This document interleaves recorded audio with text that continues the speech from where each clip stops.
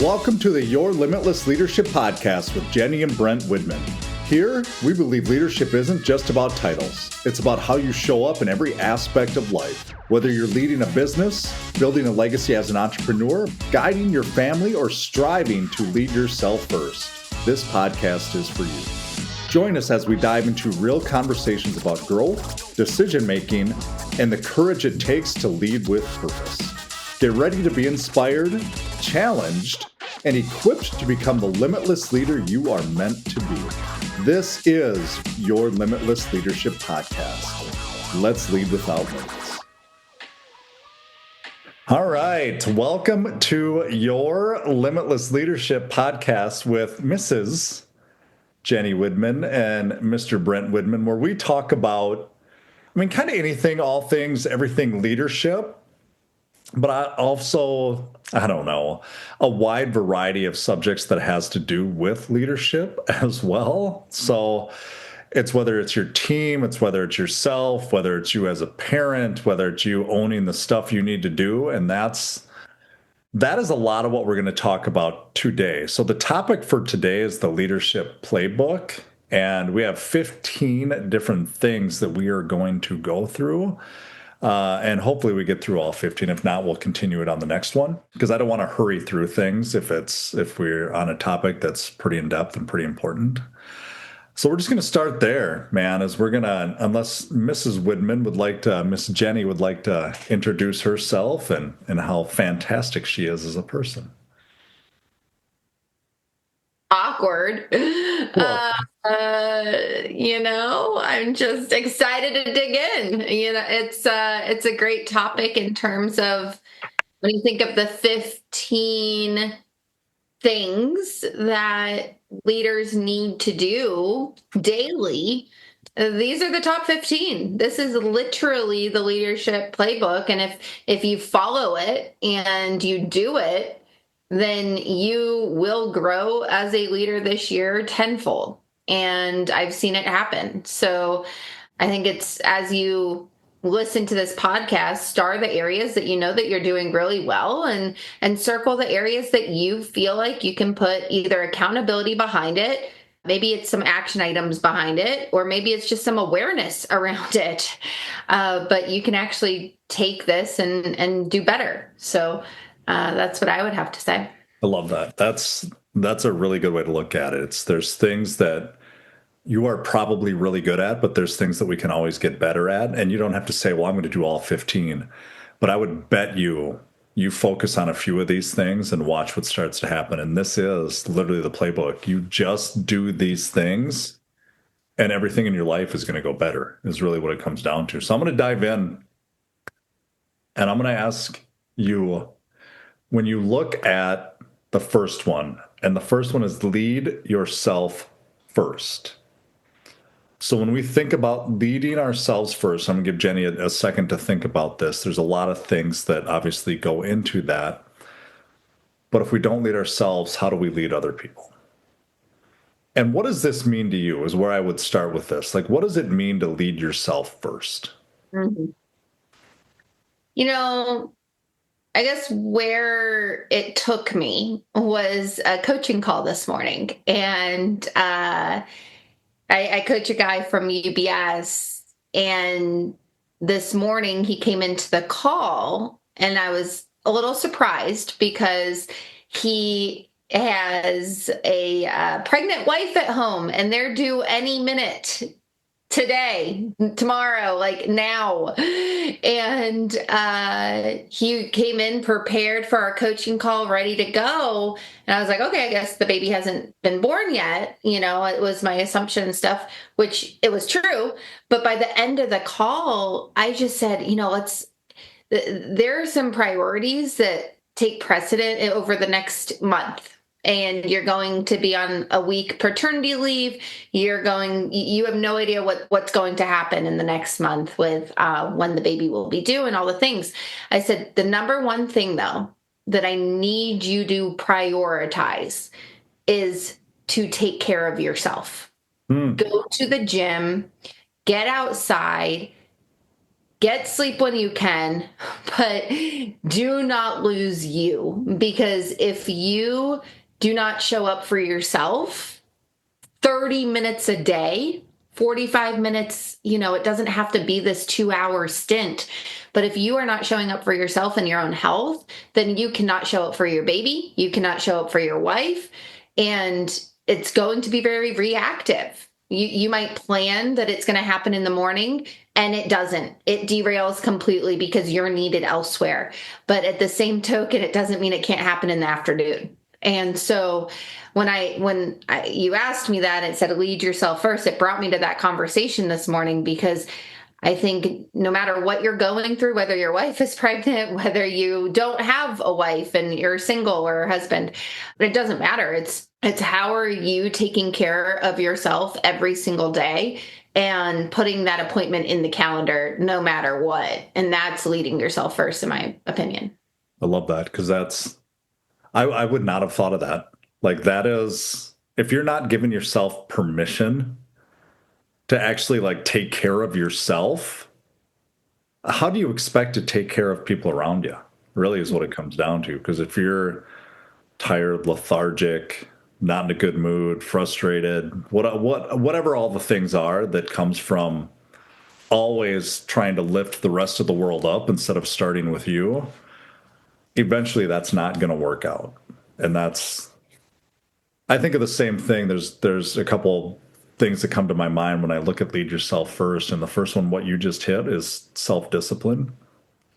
And I'm not talking about up at 4 a.m, all out, blah, blah. I'm just saying be disciplined enough to take care of yourself first, and that'll lead into everybody else. Awareness.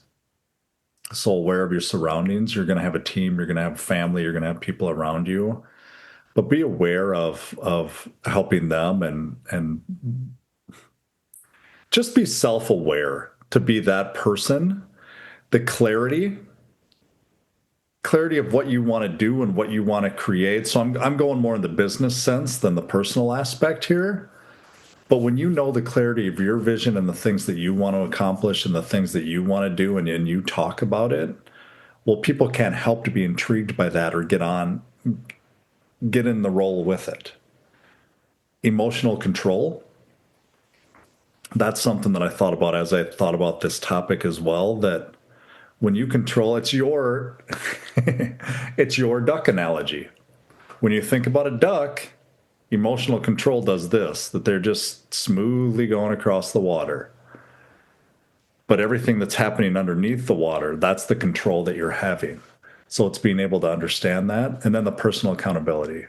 When you hold yourself accountable, you have permission to hold other people accountable, because people have this innate ability that they do want to be held to a higher standard, or they want to be held to things, but you have to ask them what they want, not tell them what you want. And those are two different things. So, yeah, I think that's part of leading yourself first. My next one, and again, I will give you a little time to think about this, but it's owning the room. And when we think about owning the room, it's being that person. You don't have to shout it from the rooftops. You're not superior to other people. You don't have to demand the spotlight and all these different things. But when you're in the room, a lot of times people know it. So I would ask you, what does it mean to you as a person, as a leader, as a mom, as a daughter, as what have you, somebody that's at an event, whatever it is? What does it mean to you to own that room? There's a couple things it means to me. Number one, it means don't talk just to talk. It means listen more than you just randomly spat information out there. It means when you are talking, it's worth it, of value.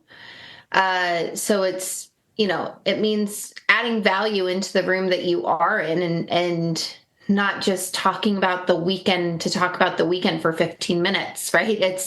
It's really just making it efficient and effective use of your time at every moment that you are engaged in whatever you're doing.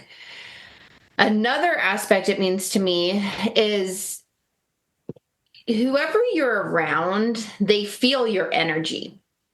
And I say this all the time, but when you walk into a room, you are either lifting that room up or bringing that room down. I 100% believe there is not one person in existence that can walk into the room and keep the room the same. Like, you are either doing an inch, a movement down in that room of energy, or a moment up in that room in energy.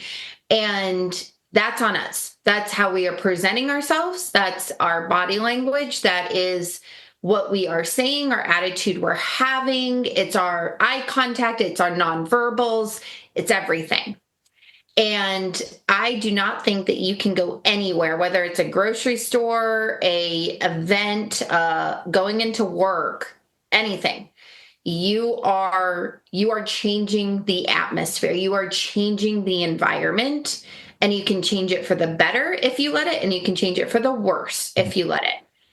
And it's something I'm aware all the time. It's something I'm aware even at home. When I enter the room of my 4-year-old, when I'm getting him up in the morning, and when I am making dinner and I have a million things in my mind that I need to get done, a million things we have to do before we go to sporting events, but I'm being present with my family, and I'm under control, and I'm making my dinner, and I'm delegating the water, and I'm delegating the utensils, and I'm delegating things so I can be concentrated on what I'm doing.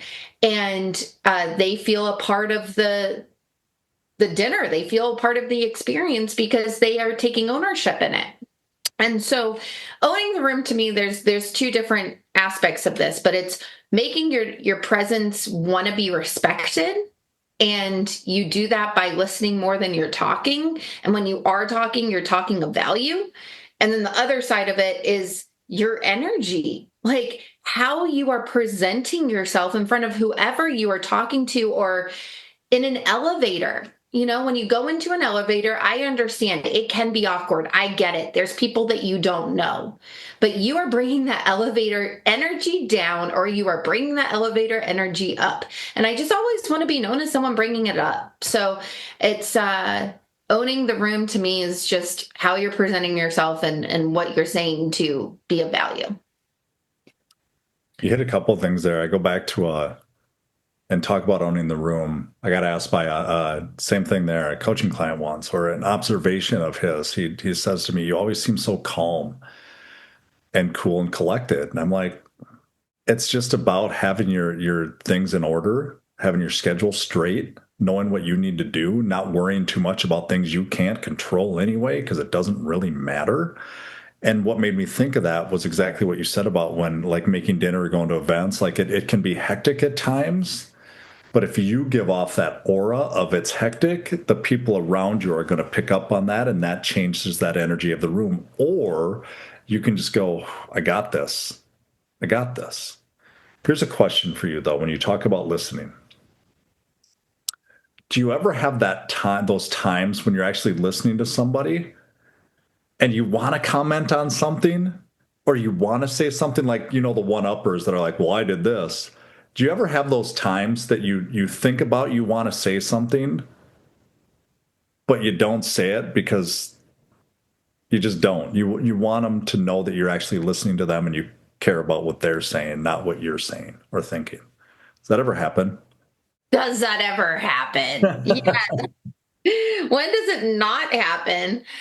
And one thing that a company I used to work with was so good at instilling into leadership when I was 22 years old was, you do not add on. Like, you do not add on. Even if you want to, don't do it.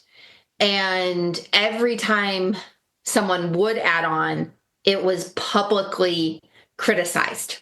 And you learn fast not to. And so I'm very intentional with never adding on when someone is speaking on a topic, because it's been ingrained in me since I was in college. With that being said, I hear the add ons Mm-hmm. all the time. And it is frustrating and it is lack of awareness, or it's thinking that that person has something to say that's more value than what I had said or what was said. And it discredits it's like the word but, right? Anytime you use the word but, anything before that's discredited, that's an add-on. It's saying I don't respect that person. It's saying, oh, they missed something that I can share because it's more important than what she just said or he just said. And so I see it a lot. And it's just knowing that whatever you were going to say or what you thought would be of value, you need to ask yourself, is that a lesson they need to learn? Is that something that they actually need me to add on and say? Like, is that needed? Because Nope. in all reality, it's probably not, Nope. right? So it was a work in progress at the beginning. It wasn't hard, but I also negated that when in my 20s. So what, 20 years ago now? It's interesting, but I see it often and call people out sometimes when I do see it. What about you? It's constant. It's funny that you say that because I think to myself at times, should I comment on this? Should I say something? Is it worth it? Do I need to? And it's those things that go on between our ears.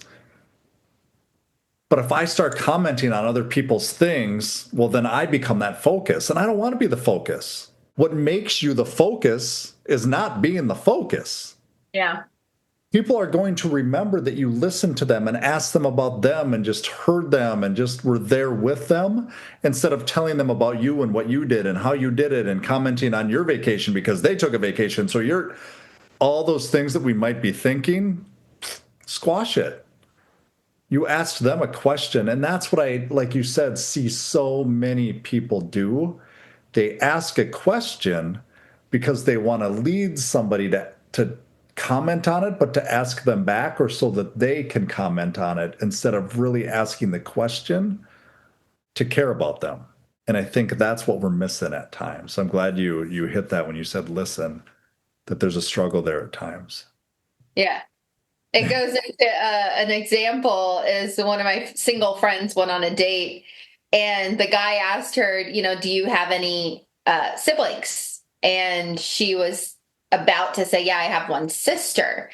And so she was like getting to saying, I have a sister. And then the guy just went into all of his siblings, like every single sibling that he had, like 4 siblings, and never came back to the question, do you have a sibling, right? And it's just it's like this, they ask a question sometimes just to hear themselves talk, and it doesn't, there's no second date happening there. It doesn't happen, and it's not good for the dating world, it's not good for the work world, and it's not good for the home life. So it's just not good. You don't need to add on. Now with the vacation aspect, there is a validity for rapport building, right? If someone's been to the You Bahamas, know you've what I been to mean? the Yeah. Bahamas, and what did you like and all that type of stuff. But in that's a separate situation. So That's you know what I'm saying here, that there's a level of understanding, or there should be. And I do think it goes back to the first thing we said is there's a self-awareness there as well, that you understand how to, and this comes back to owning the room. We went to that CEO, oh gosh, the Carlson management thing. And I remember the one I went to, and one of my coaching clients introduced me to another advisor that was in the room. There's like 200 people in the room, whatever. And I bet I said 3 words, and the dude probably talked for not long, maybe 7 minutes, 7 minutes straight. But my coaching client then said he thought you were the greatest guy ever, and I didn't even say anything. I was gonna say you were he loved you. Yeah, yep. That's what I'm talking about is those types of things. People remember that because they're just telling you there. I heard about his story and his dad and why he's an advisor and how long he's been there and what drives him and who he is and all his family, and they just got back from a vacation and all that. If I would have said, well, I do this and I do this and I do this and I do this, you're not owning that room. You're being the spotlight in the room. Mhm. don't need to be that spot. You're already the spotlight because he walked out of there and said that's a good dude. Mhm. Those types of things. Yeah. Um, I'm going to touch on the third one here, and I know we talk about it a lot, but it's uber important, and it is setting a vision. And the reason I feel like this one is so important is I remember years ago when I first got into development, coaching, speaking, what have you. I didn't know what vision was. I didn't know what it meant to have a vision of what you want to create and what you want to do. And to be straight up front, I used to think it was corny. I used to think, really, you can think of something and it happens. If you've ever, and not to knock the movie or whatever, but if you've ever seen the movie The Secret, that was one of the things somebody had me watch. One of my leaders had me watch right away. Your face kind of said it. That you think about money and it just shows up in your mailbox. Well, it doesn't really work that way. The premise of it is when you think about something or want to be or want to do or want to have or whatever it is, when it's in front of you consistently, you go find it. You see yourself in it, or it becomes who you are. And if you can't envision that, or you can't see that, or you can't be that person if you're not. So what is it? I guess to have a vision and how important that is, and things that you've seen come to fruition. What does it mean to you? The best part about vision for me is when your vision becomes your confidence anchors. Hmm. And as much as I can talk about why it's so important to cast a vision in your company and cast XYZ and have a vision of where you're going, and we can go into days, we can go in hours of content about that type of stuff. The most rewarding part, in my opinion, about vision is when you can, whether you're putting it on a vision board or writing it down or saying it, it's the moment that you realize, oh my gosh, this is actually happening. My vision is now my reality. And it's one of the thing that gets me through the harder days. Hmm. It's the thing that I can look at, like in my room, I have a vision board and I have a confidence anchor board. And when I need that inspiration, or when I need that, that rejection is coming in hot, or that client was just, we were not seeing eye to eye, or whatever it is, when I can look at that and I can say to myself, like, I've came a long way. Our companies came a long way. I'm doing something right. We're doing something right. Like, it's okay. It's okay that this is happening today. These moments get me through for the good moments, And I think that that's one of the best parts about vision, and creating a vision for yourself. And that's not just a 10-year, 20, 50-year vision. That's a 1-year vision. That's a 3-month vision. Like, it's a good thing to create lots of different types of visions, and not just in your business, but in other areas of your life. It's my the ring I wanted since I was 16 years old is now on my finger, right? Like, the house that was on my vision board 10 years ago is now our craftsman style house, right? Like, it's good to have other visions than just work related. I'm gonna a little story about that, and then I got a question for you about something you said, and that's confidence anchors, just to explain that. But I remember when, and you know where I'm going with this, with the car I wanted. So there's this car that I always dreamed of and wanted, and I'm a pretty simple man. I had it on my vision board years ago. And I ended up taking that vision board down, and I put it, like, I moved and put it in the drawer and didn't even think about it. And it's been, gosh, that has to be 10 years ago now, because I've had my red Chevy Tahoe for almost 6 years now. And I remember you saying, just go buy it, when I was looking at it.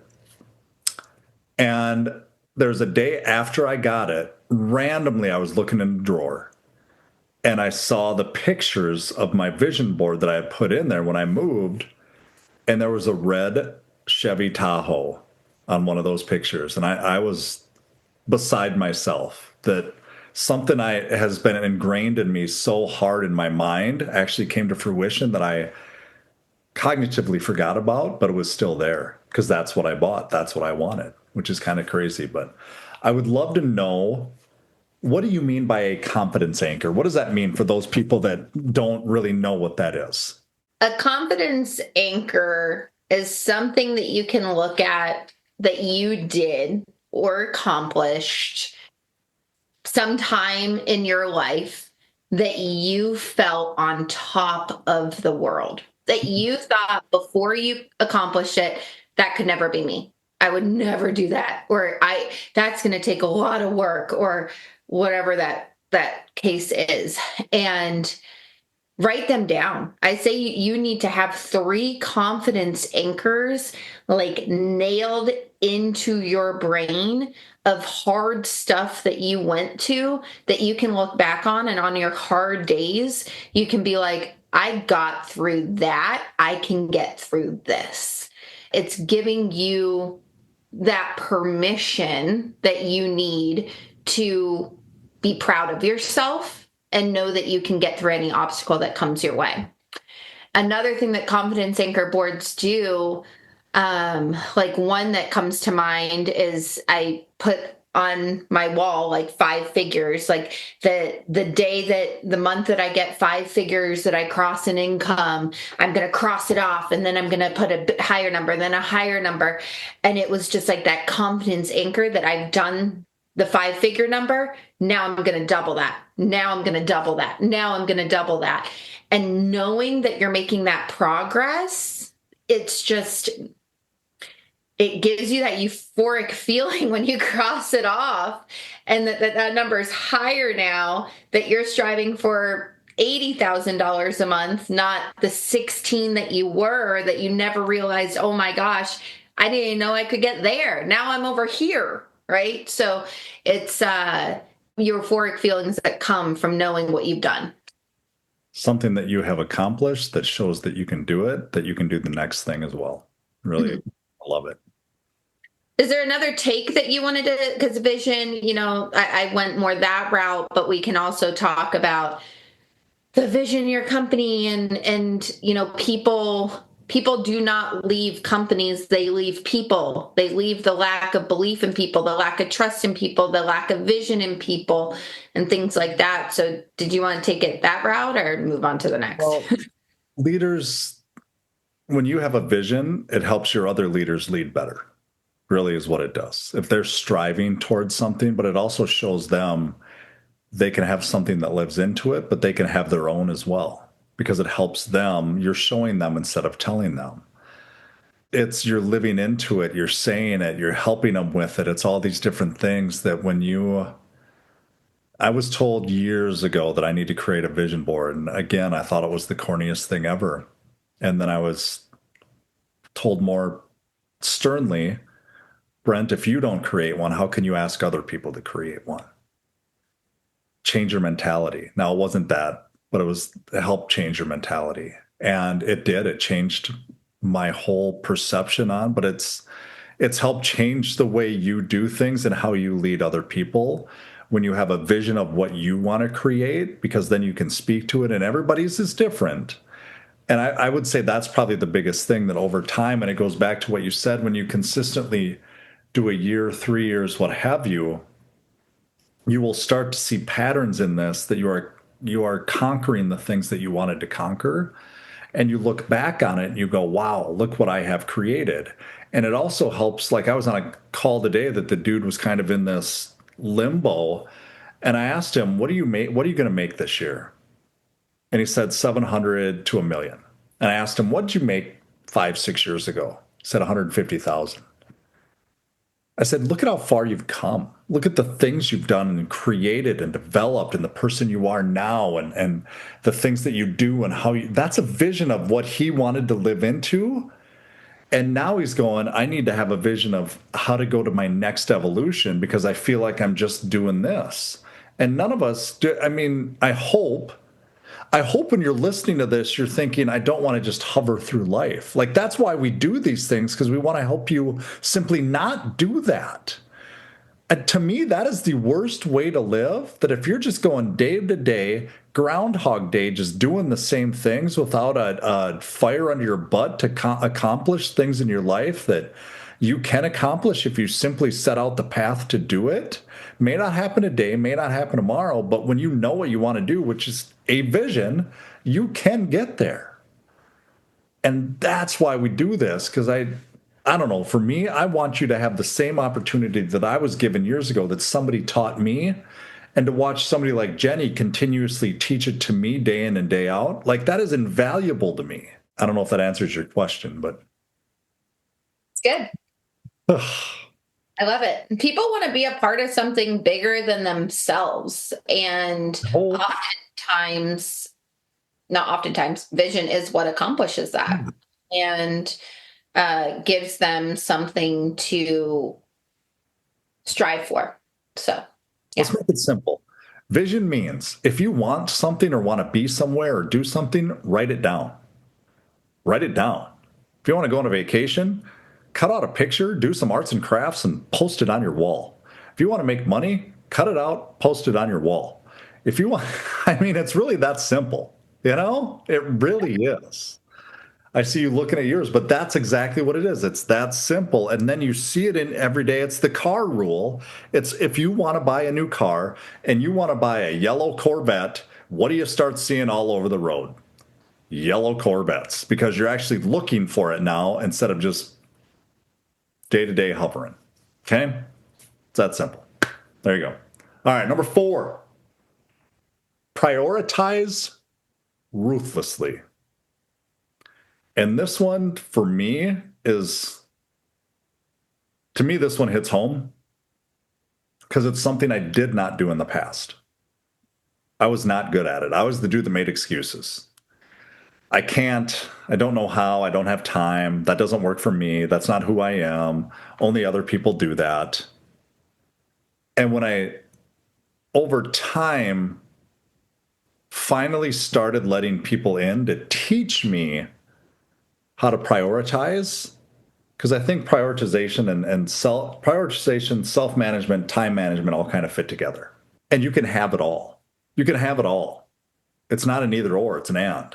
And when you write that contract, this reminds me of the Kobe Bryant video that I saw years ago, that he was asked why he's so good at what he does and how did he get to where he is. And he says at the end, I think I'm paraphrasing here, so don't get mad at me or quote me. At the end of every year, he simply just writes a contract with himself.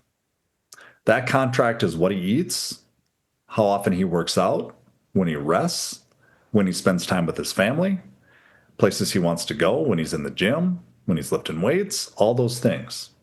He prioritizes the things. He makes a contract. And then he makes the contract a non-negotiable. And when you do that, watch what happens to your life and watch what happens to your business. I'm going to flat out tell you, I pinch myself at times and wonder, how did life get so good? And don't take this wrong, because this took a lot of work over times and over time and letting people in. But there's no part of my life that I feel like is flat or falls flat ever. I just don't. Like, business is great because you work at it and you've ingrained in it the habits. Marriage is great because you've worked at it and you marry your best friend. Kids are doing great because you care about them and pour into them. Health is fantastic because you've decided to eat healthy and work out and set goals around that. Just things like that that you can create when you decide it to do it. And that's what prioritizing ruthlessly means to me, that I have non-negotiables in my life. And that is, I mean, I could tell you all of them if you really want to know them, but it's eating, working out, spending time with my family, loving my wife, having a great marriage. I mean, it's all those things. It's family and business. So, what's it mean to you? You can keep going. Tell me more about me. Yeah, you hit the nail on the head. I was gonna just talk about this coaching client that we prioritized his tasks for the day for income producing activities. You go into this whole I'd say the first thing that you need to do if you're listening to this is the wheel of life. Go online, Google it, get a coach. It's our first thing in our foundation module. But you need to do the wheel of life and pick those pillars for you. Like everyone's pillars are different, which is it's wonderful. It's what makes us uniquely awesome about ourselves. But pick the ones that mean the most to you and rate yourself, because we can't make changes until we know and we're aware of where we are today. And then we have to accept that's where we are today, but then you can take action to change it. And some of us need that help and accountability around it. Some of us can do it ourselves. Brent can do it himself. I needed accountability. So it's everyone's different. So prioritizing is just knowing your pillars, knowing what's important, and then figuring out how to make that number bigger. How, and not to make it a 10, but if you're giving yourself a 4, how can I make that a 5 and then 6? Like what's going to get us to that next step that we can just start getting better? And I think so many people want to take a 4 to a 10 overnight, and it's not going to work. And you're going to get very frustrated with yourself. Sometimes you have to take 5 steps back to be able to take 3 steps forward. Like it takes time, and you need patience. The thing that I was going to say with prioritizing, talking about my client who has his second baby coming up in this next week, we were just talking about all the things that he could get ahead of.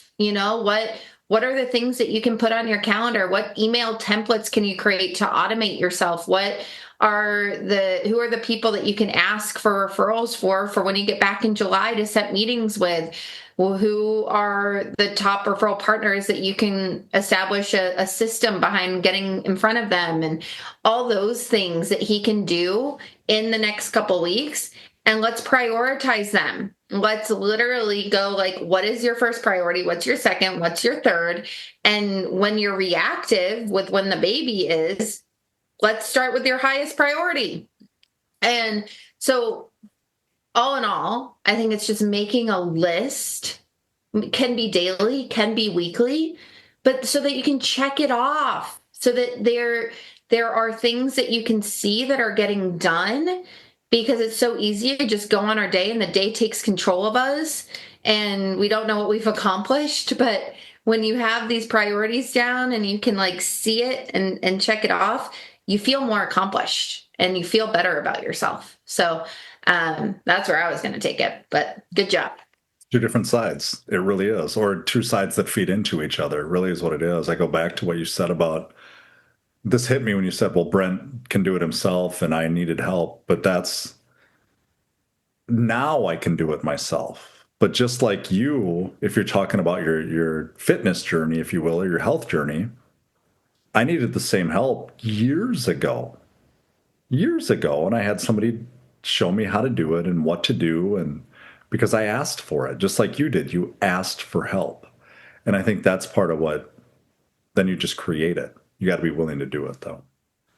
All right, we're going to do one more, and then we're going to have to do the continued cliffhanger, I guess, put it that way. Give direct and actionable feedback. Now, if there is somebody that you know that has a superpower that does this, I know somebody like that. And she's actually on this podcast today, which makes it even better because she is really good at giving straightforward and actionable feedback.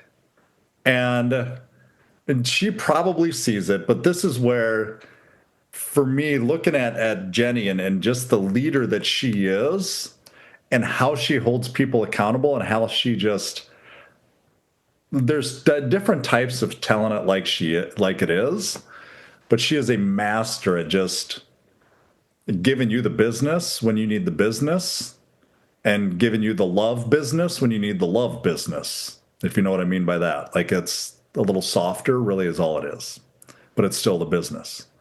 How did you get so good at that? I mean, maybe start there, but how do you give actionable feedback and how is it so direct without alienating people? Like how did that this intrigues me because you're really good at it. I know that part of how it is my personality. I know that growing up in Philly didn't hurt it. I know living in Manhattan for 5 years escalated it. It's your surroundings too, right? If you are not direct, you are going to get trampled on. Being a female in business, I had to learn it fast, or I got looked over. I got that, oh, just blonde little girl that can sell. And it frustrated me. I didn't want to be known as the blonde little person that could sell. I wanted to be respected by people. And I realized the more ditzy, whatever the word is, that I showed, the less respect, the less time I got, the less everything. Nothing helped me with that. And the biggest quote that I like is, a weak ask is going to get you weak results. It is. And why would I want weak results? Like, I want results. And so it's that aspect, whether it's leading a team, leading a person, or selling a product or a service. I've done it all. And the one common denominator that always helps is the fact that you need to use strong language, is the fact that you need to go in for the ask, is the fact that a confused person never performs, never buys. And if I'm being weak in the ask, or if I'm being weak in what I'm expecting of someone, they're not going to perform. They're not going to do well. They're not going to sell shit. And I can't stand not getting results. Like, if I'm going to work, if I'm going to spend time away from my kids, I better be getting results, or I better go get a massage. I don't know. Like, I need to go do something else because it frustrates me. It was funny. My client today was a coaching day, as you can tell, and all these stories are popping up. But he was like, oh, I just said the word if. I'm sorry. I'm sorry. He's like, I probably say it all the time, but every time I say it in front of you, I know. And I was like, well, way to be aware of it. Change it. Say that sentence again. And he did. And it was great. Some people can't handle that. Some people don't want that. And some people can't handle coaching with me because of it. I'm working on a situation right now where I'll probably lose him. And that's okay, because not everyone can wants that for some reason.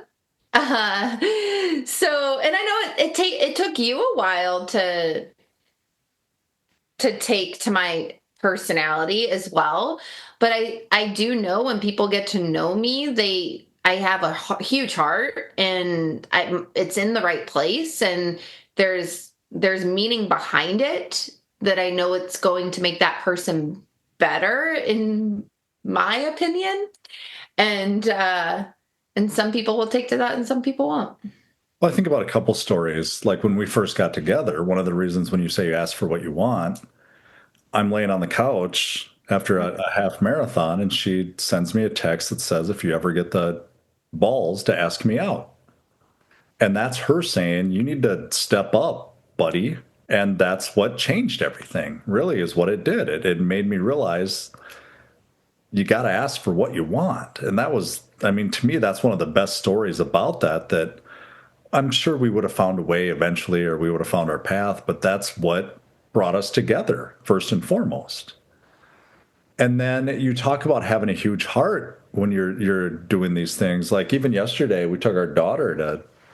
She struggles with softball because she's never played before and doesn't know how to hit and all these different things. So we bring her to a soccer field of all things because it has a high net, and you have this combination of you're not leaving here until you do this, but you're killing it. Keep doing it. Keep doing it. Keep doing it. Keep doing it. Keep doing it. So it's this combination of I'm going to love you on one aspect, but I'm going to get you there on the next aspect. And you're right. Some people just don't want that for some reason. And it goes back to what we talked about, that some people just want to be here. And if you're happy, be happy. I'm not saying that. But if you don't know, like this should be your sign, your thing that says, I'm not where I want to be in life. Maybe I need somebody to help me out. And Jenny or Brent are probably those people to help you out. Feedback's a gift, man. And if you're scared to give people a feedback, or if you're scared to get feedback, you're doing yourself a disservice, and you're not doing a due diligence to people around you. You're just simply not. It's an art form. And I don't mean that in a bad way. What I mean that is it's the thing, not the person, because you never attack the person. What you just said about if, you're not attacking him, you're attacking it. Well, not attacking, but you know what I mean. Or when HUD says, I can't, we don't attack him, who's our son, he's 4. We don't allow him to say that, because we teach him to be a problem solver. You figure it out. That's part of it. You're teaching people to be the best version of themselves by giving them direct and actionable feedback is what you're doing. So, yeah. Thank you for being on here, Mrs. Jenny Widman and Mr. Brent Widman. We have 10 more topics to go, and you can see that we like to go deep into them because I don't know, man. When you have a playbook like this, and leadership is to me the single most, because it's in every facet of our lives, it's the single most important thing that you can develop in yourself, whether it's podcasts, whether it's reading, whatever it is for you that you're doing, do more of it is really what it comes down to, because you can always do more.